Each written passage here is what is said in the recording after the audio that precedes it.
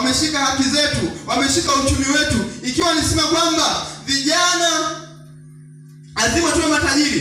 Tutakuwa matajiri kama hatutumii jiwe. Lazima tutumie jiwe la kuwapiga walioshika baraka zetu. Tukiwapiga tayari tunasonga mbele, kwa sababu Mungu yuko pamoja na sisi. Jina la Bwana libarikiwe. Iko nafasi, tusichukulie kawaida. Yaani kila siku iwe ni siku ya tofauti. Kila wakati uwe ni wakati tofauti. Vile nilivyokuwa jana isiwe kama kesho. Kwa sababu Mungu ana makusudi juu yangu. Siku moja nikasema kwamba msikilize Mungu anasema nini. Ukimsikiliza Mungu anasema nini, ndipo anaweza kukuambia sasa tumia silaha hii hapa. Amina mtu wa Mungu. Usipokuwa na tusipotengeneza nafasi ya kumsikiliza Mungu vizuri, tuna namna fulani unaweza kusema mimi ni nani? Unajiuliza mimi ni nani? Lakini kumbe ukimsikiliza Mungu, Mungu ndiye atakwambia wewe ni mtu fulani. Simama hapa, na ukisimama hapa nitakupa silaha 1, 2, 3. Kilichomfanya Daudi awe mshindi kwa sababu alimsikiliza Mungu. Mungu akamwambia wewe ni shujaa. Wewe ni shujaa. Simama, chukua ile jiwe mrushie huyo. Amina. Jina la Bwana libarikiwe. Tunayo nafasi siku ya leo kufungua maisha yetu kwa kupitia hili jiwe la ushindi. Tutarusha hata kama wako mbali, litawafikia.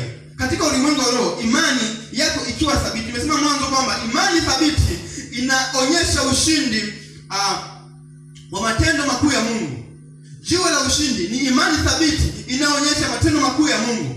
Kwa kama tutaamua kulirusha jiwe mbele ya maadui zetu, nao maadui zetu tutawapiga. Na tukishawapiga basi tutapita tukiwa na amani, na baraka zetu tutazichukua. Hatutaruhusu tena kuona baraka zetu zinaondoka na maadui wanakimbia nazo. Amina tu Mungu. Yaani inafika wakati naumiza. Unajua kabisa wewe, tumeambiwa kwamba mali na dhahabu ni za kwetu. Amina. Lakini mbona hatuinazo? Ni kwa sababu gani? Amina. Unajua nikaswali kadogo sana, inazungumzwa sana kila kona.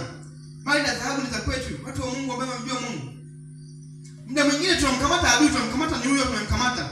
Lakini hatuchoropoka. Adui anakimbia na mali zetu. Sasa kumbe hata kama kikimbia, wewe nyuma rusha jiwe. Ukirusha jiwe tayari adui atapigwa, na ukimpiga tayari unavuka. Amina kwa Mungu. Ndio wakati ambao Mungu anatamani kuona watu ambao wameshinda vita na kusonga mbele. Tutawasaga na hilo jiwe. Yeye aliye na sikio na asikie yale ambayo Roho ayaambia makanisa. Yeye ashindaye nitampa baadhi ya